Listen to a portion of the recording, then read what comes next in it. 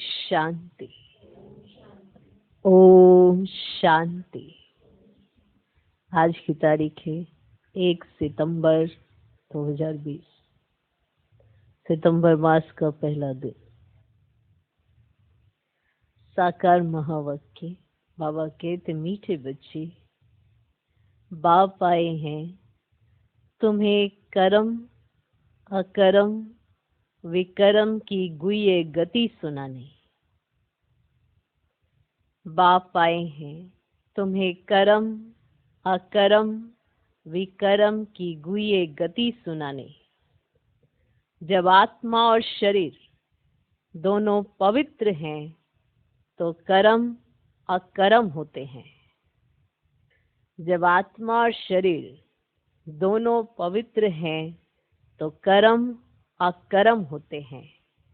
पतित होने से विकर्म होते हैं।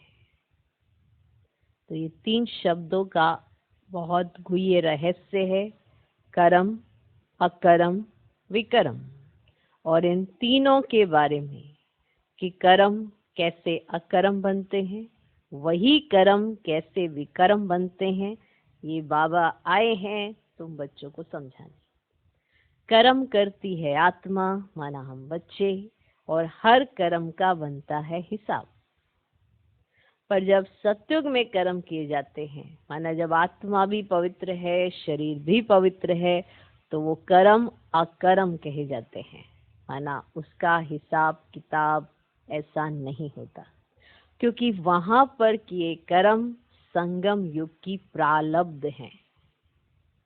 तो संगम पर किए कर्म उसकी प्रारब्ध सत्युग। तो प्रारब्ध आप लेते हैं, बिताते हैं, खुशनुमा जीवन बिताते हैं, पर कर्म अकर्म कहे जाते हैं।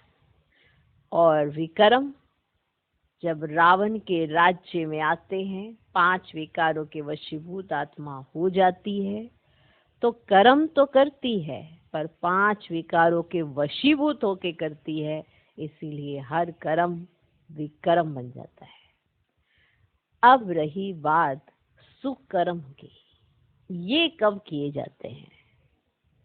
तो जब पुरुषोत्तम संगम युग पर direct all mighty authority, direct भगवान हम बच्चों को कर्म करना सिखलाते हैं, तब हमारे कर्म परमात्म याद में सुकर्म बन जाते हैं, श्रेष्ठ कर्म बन जाते हैं। इसलिए अभी हम श्रेष्ठ कर्म करना सीख रहे हैं और इसकी प्रारब्ध बनेगी सत्य।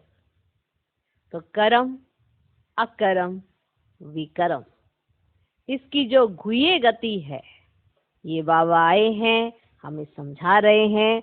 तो आत्मा और शरीर पवित्र हैं तो हर कर्म अकर्म है, लेकिन पतित हैं तो हर कर्म विकर्म है। जब आत्मा भी पतित, शरीर भी पतित है, तो उसके द्वारा किया हर कर्म विकर्म है। जब आत्मा पवित्र, शरीर पवित्र, तो हर कर्म अकर्म है, विकर्म नहीं है। तो बाबा आए, बाबा ने बताया कर्म अकर्म विकर्म की गुह्य गति, ये कैसे चलते हैं, ये क्या होता है, कैसे कर्म हमें करने चाहिए, क्या हमें नहीं करना चाहिए, क्या हमें करना चाहिए। तो इसके बारे में कंप्लीट समझानी बाबा हम बच्चों को देते हैं। आज हम बच्चे ये नहीं कह सकते कि हमें पता नहीं है। आज हम ये कहेंगे कि हमें सब पता है, क्योंकि बाबा ने हमें सब बताया है। तो कर्म अकर्म विकर्म की गुह्य गति बाबा के द्वारा हमें पता चल गई है। तो आत्मा पवित्र, शरीर पवित्र, तो हर कर्म अकर्म, और अगर पतित हैं तो हर कर्म विकर्म। और आज याद से आप हर कर्म श्रेष्ठ कर्म बना सकते हो।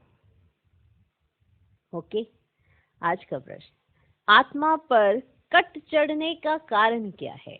जो आत्मा पर जंग चढ़ गई है, कट चढ़ गई है, उसका कारण क्या है? कट चढ़ी हुई है तो उसकी निशानी क्या होगी? माना कैसे पता चलेगा कि हाँ कट चढ़ी हुई है? तो आत्मा पर कट चढ़ने का कारण क्या है? कट चढ़ी हुई है तो उसकी निशानी क्या होगी? उत्तर, कट चढ़ने का कारण है विकार। पतित बनने से ही कट चढ़ती है, पतित बनने से ही कट चढ़ती है। अगर अभी तक कट चढ़ी हुई है, अगर अभी तक कट चढ़ी हुई है, तो उन्हें पुरानी दुनिया की कशिश होती रहेगी। है ना? क्या निशानी है कि अगर कट चढ़ी हुई है? अगर अभी तक कट चढ़ी हुई है तो उन्हें पुरानी दुनिया की कशिश होती रहेगी।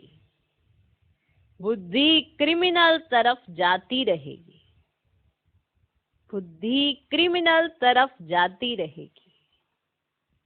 याद में रह नहीं सकेंगे, बुद्धि क्रिमिनल तरफ जाती रहेगी, याद में रह नहीं सकेंगे। तो प्रश्न ही, आत्मा पर कट चढ़ने का कारण क्या है? कट चढ़ी हुई है तो उसकी निशानी क्या होगी? कट चढ़ने का कारण है विकार। पतित बनने से ही कट चढ़ती है।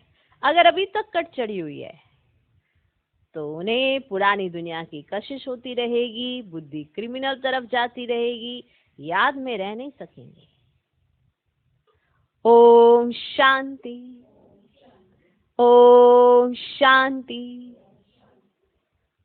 बच्चे, इसका अर्थ तो समझ गए? ओम शांति कहने से यह निश्चय हो जाता है कि हम आत्माएं यहाँ की रहवासी नहीं है। जैसे ही ओम शांति कहते हैं मालूम चल जाता है कि यह हम आत्माएं यहाँ की रहवासी नहीं है, हम तो शांति धाम की रहवासी हैं। हमारा स्वधर्म शांत है। जब घर में रहते हैं फिर यहाँ आकर पाठ बजाते हैं, क्योंकि शरीर के साथ कर्म करना पड़ता है। आत्मा को शरीर के साथ कर्म करना है। कर्म होता है एक अच्छा, दूसरा बुरा। माना कर्म, कर्म तो करना ही है। एक अच्छा है कर्म और एक बुरा कर्म है। कर्म बुरा होता है रावण राज्य में। रावण राज्य में सबके कर्म विकर्म बन गए हैं। एक भी मनुष्य नहीं जिससे विकर्म ना होता हो। मनुष्य तो समझते हैं साधु सन्यासी आदि से विकर्म नहीं हो सकता, क्योंकि वे पवित्र रहते हैं, सन्यास किया हुआ है। वास्तव में पवित्र किसको कहा जाता है ये बिल्कुल नहीं जानते। कहते भी हैं हम पतित हैं, पतित पावन को बुलाते हैं। जब तक वे ना आए तब तक दुनिया पावन बन नहीं सकती। अब जब तक पतित पावन ना आए, वो समझ ना दे कि पवित्रता क्या है, तो तब तक दुनिया पावन बन नहीं सकती। यहाँ ये पतित पुरानी दुनिया है, इसीलिए पावन दुनिया को याद करते हैं। पावन दुनिया में जब जाएंगे तो पतित दुनिया को याद नहीं करेंगे। समझा? वे दुनिया ही अलग है। हर एक चीज नई फिर पुरानी होती है ना। नई दुनिया में एक भी पतित हो ना सके। नई दुनिया का रचयिता है परम पिता परमात्मा, वही पतित पावन है। उनकी रचना भी जरूर पावन होनी चाहिए। समझे? पतित सो पावन, पावन सो पतित। ये बातें दुनिया में किसकी बुद्धि में बैठ ना सके। कल्प कल्प बाप ही आकर समझाते हैं। तुम बच्चों में भी कहीं निश्चय बुद्धि होकर फिर संशय बुद्धि हो जाती है। माया एकदम हप कर लेती है। तुम महारथी हो ना, महारथियों को ही भाषण पर बुलाते हैं, महाराजाओं को भी समझाना है। तुम ही पहले पावन पूज्य थे, अभी तो ये है ही पतित दुनिया। पावन दुनिया में भारतवासी ही थे। तुम भारतवासी आदि सनातन देवी देवता धर्म के डबल सिरताज संपूर्ण निर्विकारी थे। महारथियों को तो ऐसे समझाना होगा ना, इस नशे से समझाना होता है। भगवानुवाच, काम चिता पर बैठ सांवरे बन जाते हैं, फिर ज्ञान चिता पर बैठने से गोरा बनेंगे। अब जो भी समझाते हैं वे तो काम चिता पर बैठ ना सके। अब जो भी समझाते हैं वे तो काम चिता पर बैठ ना सके, परंतु ऐसे भी हैं जो औरों को समझाते समझाते कामचिता पर बैठ जाते हैं। आज ये समझाते, कल विकार में गिर पड़ते। माया बड़ी जबरदस्त है, बात मत पूछो। औरों को समझाने वाले खुद कामचिता पर बैठ जाते हैं, फिर पछताते हैं ये क्या हुआ। बॉक्सिंग है ना, स्त्री को देखा और कशिश आई, काला मुंह कर दिया। माया बड़ी दुष्टर है, प्रतिज्ञा कर और फिर गिरते हैं तो कितना 100 गुना दंड पड़ जाता है। वह तो जैसे शूद्र समान पतित हो गए। गाया भी हुआ है, अमृत पीकर फिर बाहर में जाए दूसरों को सताते थे, गंध करते थे। ताली 2 हाथ से बजती है, एक से तो बज ना सके, दोनों खराब हो जाते हैं। फिर कोई तो समाचार देते हैं, कोई फिर लज्जा के मारे समाचार ही नहीं देते। समझते हैं कहाँ ब्राह्मण कुल में नाम बदनाम ना हो जाए। युद्ध में कोई हारते हैं तो हाहाकार हो जाता है, अरे इतने बड़े पहलवान को भी गिरा दिया, ऐसे हाहाकार मच जाता है। अगर कोई बड़ा हार जाता है तो कहा जाता है ना, अरे इतने बड़े पहलवान को भी हरा दिया, उसको भी गिरा दिया। ऐसे बहुत एक्सीडेंट होते हैं। माया थप्पड़ मारती है, बहुत बड़ी मंजिल है ना। अब तुम बच्चे समझाते हो जो सतो प्रधान गोरे थे वही काम सीता पर बैठने से काले तमो प्रधान बने हैं। राम को भी काला बनाते हैं, चित्र तो बहुतों के काले बनाते हैं, परंतु मुख्य की बात समझाई जाती है। यहाँ भी रामचंद्र का चित्र काला है, काला चित्र है। उससे पूछना चाहिए काला क्यों बनाया है। कह देंगे यह तो ईश्वर की भावी, अब यह तो चलता आता है, क्यों होता क्या होता ये कुछ नहीं जानते। अब तुमको बाप समझाते हैं काम चिता पर बैठने से पतित दुखी वर्थ नॉट पैनी बन जाते हैं। अब वह है निर्विकारी दुनिया और यह है विकारी दुनिया, तो ऐसे ऐसे समझाना चाहिए। अब सूर्यवंशी है, ये चंद्रवंशी, फिर वैश्यवंशी बनना ही है। वाम मार्ग में आने से फिर वह देवता नहीं कहलाएंगे। जगतनाथ के मंदिर में ऊपर में देवताओं का कुल दिखाते हैं, ड्रेस देवताओं की है और एक्टिविटी बड़ी गंदी दिखाते हैं जगन्नाथ के मंदिर में। बाप जिन बातों पर अटेंशन खिंचवाते हैं ध्यान देना चाहिए। मंदिरों में बहुत सर्विस हो सकती है, श्रीनाथ द्वार में भी समझा सकते हैं। पूछना चाहिए इनको काला क्यों बनाया है। ये समझाना तो बहुत सहज है, वह है गोल्डन एज और यह है आयरन एज। कट चढ़ जाती है ना, अभी तुम्हारी कट उतर रही है, जो याद ही नहीं करते तो कट भी नहीं उतरती। बहुत कट चढ़ी हुई होगी तो उससे पुरानी दुनिया की कशिश होती रहेगी। सबसे बड़ी कट चढ़ती है विकारों से, पतित भी उनसे बने हैं। अपनी जांच करनी है, हमारी बुद्धि क्रिमिनल तरफ तो नहीं जाती। अच्छे अच्छे फर्स्ट क्लास बच्चे भी फेल हो पड़ते हैं। अभी तुम बच्चों को यह समझ मिली है, मुख्य बात है ही पवित्रता की। शुरू से लेकर इस पर ही झगड़े चलते आए हैं। बाप ने ये युक्ति रची, सब कहते थे हम ज्ञान अमृत पीने जाते हैं। अब ज्ञान अमृत है ही ज्ञान सागर के पास। अब शास्त्र पढ़ने से तो कोई पति से पावन बन नहीं सकते। अब पावन बन फिर पावन दुनिया में जाना है। अब यहाँ पावन बन फिर कहाँ जाएंगे। हम लोग समझते हैं फलाने ने मोक्ष को पाया, उनको क्या पता अगर मोक्ष को पा लिया फिर तो उनका क्रियाक्रम आदि भी नहीं कर सकते, क्योंकि उनको तो मोक्ष मिल गया। फिर यहाँ का तो कुछ भी नहीं खिला सकते ना, क्योंकि उनको तो मोक्ष मिल गया। तो उनका क्रियाक्रम आदि भी नहीं कर सकते। यहाँ जोत आदि जगाते हैं कि उनको कोई तकलीफ ना हो, अंधियारे में ठोकरे ना खाए। अब आत्मा तो एक शरीर छोड़ दूसरा जाकर लेती है, 1 सेकंड की बात है। अंधियारा फिर कहाँ से आया, वो तो सेकंड में चली जाती है। आत्मा इतना तीखा रॉकेट है। ये रस्म चली आती है, तुम भी करते थे ना, आप कुछ नहीं करते हो। तुम जानते हो शरीर तो मिट्टी हो गया, वहां ऐसी रस्म रिवाज होती ही नहीं है। आजकल रिद्धि सिद्धि की बातों में कुछ रखा नहीं है। ये रिद्धि सिद्धि की बातें करते हैं ना, तो उसमें कुछ रखा नहीं है। समझो कोई को पंख आ जाते हैं, उड़ने लगते हैं, फिर क्या? उससे फायदा क्या मिलेगा? कहाँ तक जाएगा उड़ के? पंख आ गए किसी को, उड़ने लग गया, फिर क्या? मच्छर के पास भी तो पंख हैं, देखो उड़ जाता फटाफट। इंसान के पास आ गया, उड़ के कहाँ तक, यहाँ से वहां तक कहाँ तक उड़ान भरेगा? समझो, कोई को पंख आ जाते हैं, उड़ने लगते हैं, फिर क्या? उससे फायदा क्या मिलेगा? बाप तो कहते हैं मुझे याद करो तो विक्रम विनाश होंगे। ये योग अग्नि है जिससे पतित से पावन बनेंगे। नॉलेज से धन मिलता है, योग से एवर हेल्दी पवित्र, ज्ञान से एवर वेल्दी धनवान बनते हैं। अब पता चला किससे क्या बनते हैं। योगी की आयु हमेशा बड़ी होती है, भोगी की कम। श्री कृष्ण को योगेश्वर कहते हैं। ईश्वर की याद से श्री कृष्ण बना है। उनको स्वर्ग में योगेश्वर नहीं कहेंगे, वह तो प्रिंस है। पास्ट जन्म में ऐसा कर्म किया है जिससे यह बना है। कर्म अकर्म विकर्म की गति भी बाप ने समझाई है।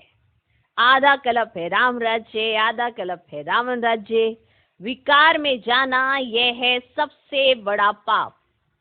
सब भाई बहन है ना, आत्माएं सब भाई भाई हैं। भगवान की संतान होकर फिर क्रिमिनल असॉल्ट कैसे करते हैं? हम भी के विकार में जा नहीं सकते। इस युक्ति से ही पवित्र रह सकते हैं। तुम जानते हो अभी रावण राज्य खत्म होता है, फिर हर एक आत्मा पवित्र बन जाती है। उसको कहा जाता है घर घर में सोजड़ा। तुम्हारी ज्योत जगी हुई है, ज्ञान का तीसरा नेत्र मिला है और सत्संग में सब पवित्र ही रहते हैं। ये भी तुम अभी समझते हो। दूसरों को समझाने की बच्चों में नंबरवार ताकत रहती है। दूसरों को समझाने की बच्चों में नंबरवार ताकत रहती है, नंबरवार याद में रहते हैं। राजधानी कैसे स्थापन होती है, कोई की बुद्धि में यह नहीं होगा। तुम सेना हो ना, जानते हो याद के बल से पवित्र बन हम राजा रानी बन रहे हैं। फिर दूसरे जन्म में गोल्डन स्पून इन माउथ होगा। बड़ा इम्तिहान पास करने वाले मर्तबा भी बड़ा पाते हैं। फर्क पड़ता है ना, जितनी पढ़ाई उतना सुख, जितनी पढ़ाई उतना सुख। ये तो भगवान पढ़ाते हैं। सोचो, भगवान ने पढ़ाया, जितना हमने पढ़ा उसी हिसाब से सुख पाया। वाह, क्या जबरदस्त बात समझ में आई। आई कि नहीं आई? जितनी पढ़ाई उतना सुख।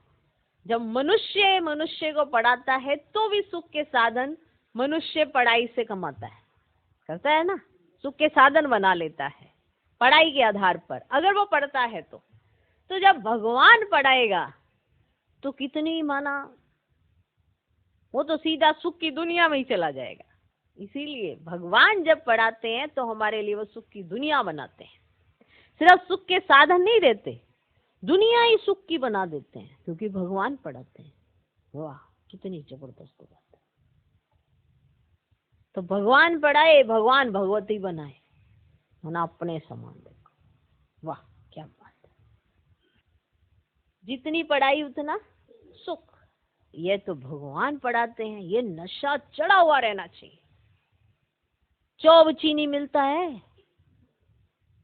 ताकत का माल ना, ताकत आती है ना, चौब चीनी।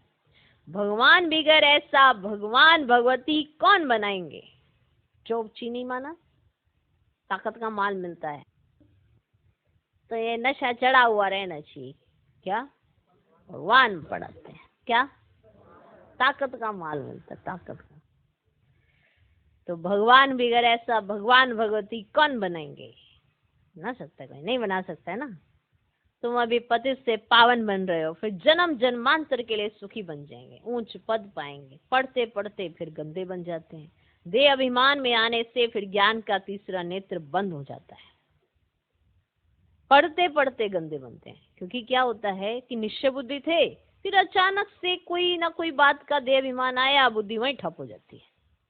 ये जो देह अभिमान आता है ये किसी ने भेजा नहीं है, ये आपके अपने कर्म है कि आपका उस पर नियंत्रण कितना है। आप कितना अपने आप को देही अभिमानी बना चुके हैं, कितना आप सोल कॉन्शियस प्रैक्टिस करते हैं, उसी आधार पर आपका देह अभिमान खत्म होता है। कोई ये जादू की छड़ी नहीं घूमनी है, ये हर एक ने अपने साथ अपना पुरुषार्थ करना है, और बिना पुरुषार्थ के तो प्रारब्ध होती नहीं है। क्योंकि ये पढ़ाई है, पढ़ोगे तो बनोगे, नहीं पढ़ोगे तो कैसे बनोगे। बनी बनाई कहानी है, पर बनानी तो आप ही ने है। आपको जब याद ही नहीं है तो सब फिर कैसे करें। अगर याद हो तो बताओ, ऐसे आराम से चौंकड़ी मार के बैठ जाओ। आपको याद हो कि हमने 365 दिन खाना खाया था, तो चौंकड़ी मार के बैठो, वो खाना ना खाओ, कोई खिला जाएगा, क्योंकि आपको तो याद है कि खाया था, लेकिन पुरुषार्थ तो करना पड़ता है ना।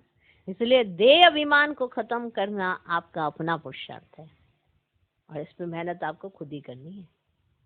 तो देह अभिमान में आने से फिर ज्ञान का तीसरा नेत्र बंद हो जाता है। माया बड़ी जबरदस्त है, बाप खुद कहते हैं बड़ी मेहनत है। मैं कितनी मेहनत करता हूँ ब्रह्मा के तन में आकर। देखो भगवान को कितनी मेहनत करनी पड़ती है, हमें कितना समझाना पड़ता है। जब भगवान समझाते हैं, उन्हें थोड़ा पता था कि ये समझ नहीं पाएंगे, उन्हें थोड़ा मालूम था कि इतना ही ज्यादा देह अभिमान है कि डायरेक्ट ऑल माइटी अथॉरिटी भी समझाए तब भी समझ ना पाए, माना इतनी ही बुद्धि चट हो गई। तो ये किस बुद्धि से ये पुकारते थे कि आप जब आएंगे तो हम आप पर बलिहार जाएंगे, तो फिर किस मुख से ये कहते थे, उन्हें तो समझ ही नहीं आ रहा होगा। तो कितनी मेहनत वो ब्रह्मा तन में आके कर रहे हैं, सिर्फ हमें समझाने के लिए। क्योंकि जिस घड़ी आपको समझ में आ गया तो ये सारे कंट्रास्ट आपको अपने आप ऑटोमेटिकली क्लियर हो जाते हैं। ये समझ नहीं आ रही है क्योंकि बुद्धि पतित है, और जैसे जैसे आप पतित पावन की याद में रहते हो, बुद्धि पावन होती है, तो आपको एक्यूरेट टचिंग माना लेने की भी जरूरत नहीं है। मुरली में जो बाबा कह रहे हैं वो अपने आप समझ आने लगता है, वरना समझ भी नहीं आता है भगवान क्या कह रहे हैं। ये भी अपने ऊपर में एक बहुत बड़ा बोझ है। इसलिए याद की यात्रा से ही विक्रम विनाश होते हैं, और कोई मेथड नहीं है। या तो भुगतने का मेथड है, या फिर योग से चुप्त करने का मेथड है।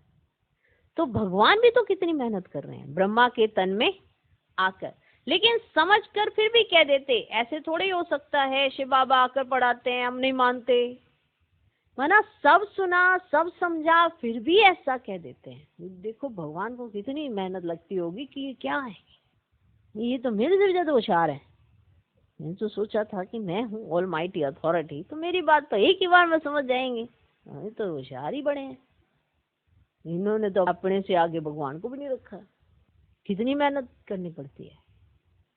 सोचो जिसको आप अपने से बड़ा मानते हो, उसने जो कहा उसमें तर्क वितर्क नहीं होता है, जो कहा वही अर्थात सत्य है। ऐसा मान के चलने वाली आत्मा ही अपने जीवन का निर्माण करती है।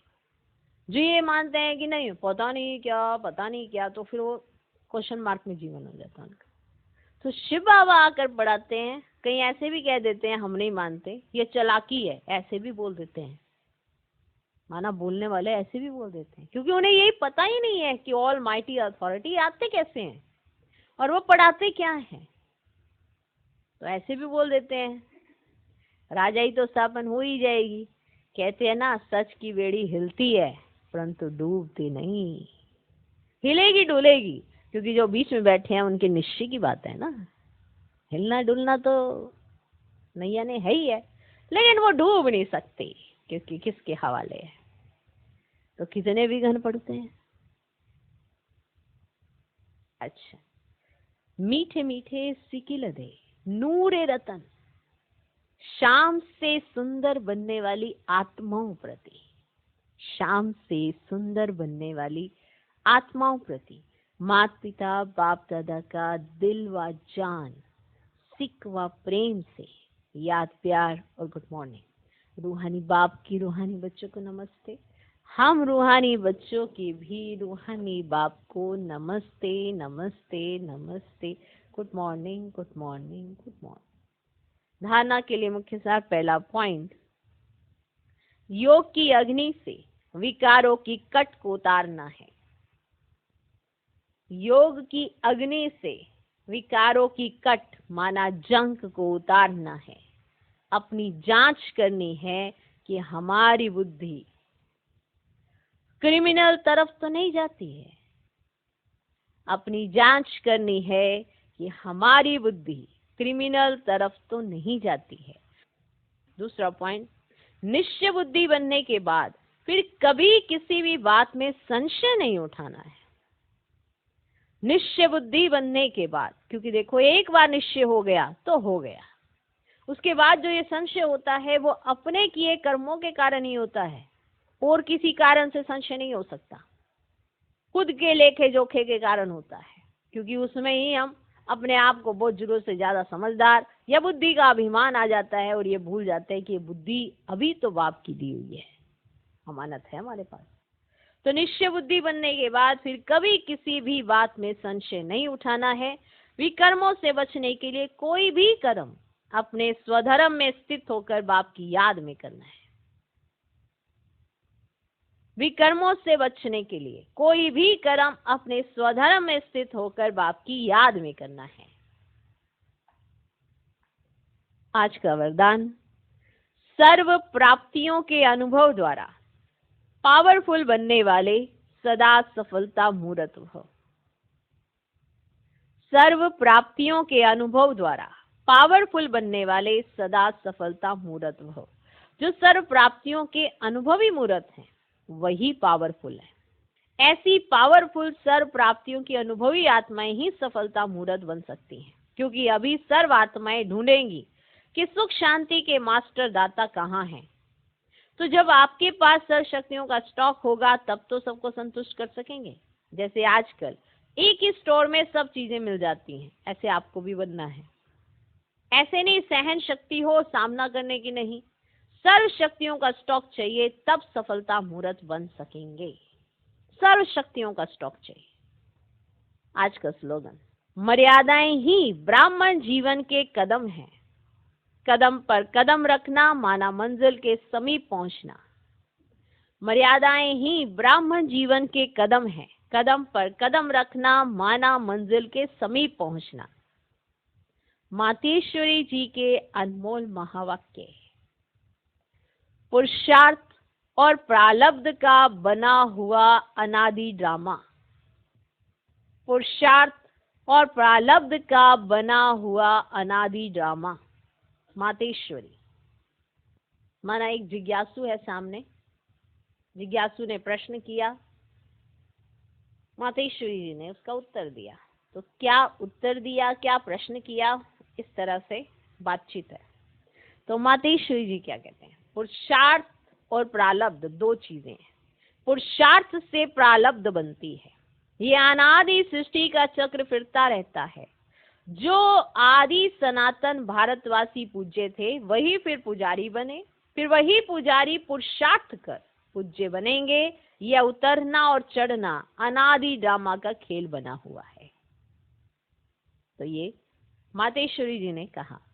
फिर जिज्ञासु ने प्रश्न किया, मातेश्वरी मेरा भी ये प्रश्न उठता है कि जब ये ड्रामा ऐसा बना हुआ है तो फिर अगर ऊपर चढ़ना होगा तो आप ही चढ़ेंगे, फिर पुरुषार्थ करने का फायदा ही क्या हुआ? कि जब ऊपर चढ़ना होगा तो आप ही चढ़ेंगे, तो फिर पुरुषार्थ करने का फायदा ही क्या हुआ? जो चढ़ेंगे फिर भी गिरेंगे, फिर इतना पुरुषार्थ ही क्यों करें? जब चढ़ना है और फिर गिरना है तो फिर इतना पुरुषार्थ ही क्यों करें? मातेश्वरी आपका कहना है कि ये ड्रामा हूबहू रिपीट होता है, तो क्या ऑलमाइटी परमात्मा सदा ऐसे खेल को देख खुद थकता नहीं है? कि माना ये हूबहू रिपीट होता है तो ऐसे खेल को देख वो थकता नहीं है? जैसे 4 ऋतुओं में सर्दी गर्मी आदि का फर्क रहता है, तो क्या इस खेल में फर्क नहीं पड़ेगा? तो ये प्रश्न जिज्ञासु ने मातेश्वरी जी से पूछा। उत्तर, मातेश्वरी बस यही तो खूबी है इस ड्रामा की, हूबहू रिपीट होता है। और इस ड्रामा में और भी खूबी है, जो रिपीट होते हुए नित्य नया लगता है। यही तो खूबी है, ये रिपीट हो रहा है लेकिन ये नित्य नया लगता है।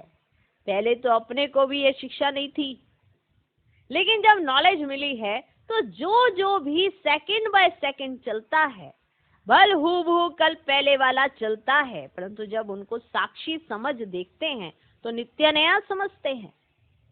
जब आप उसे साक्षी होकर देखते हैं तो नित्य नया समझते हैं। अभी सुख दुख दोनों की पहचान मिल गई, इसलिए ऐसे नहीं समझना अगर फेल होना ही है तो फिर पढ़े ही क्यों? नहीं, फिर तो ऐसे भी समझें अगर खाना मिलना ही होगा तो आप ही मिलेगा। फिर इतनी मेहनत कर कमाते ही क्यों हो?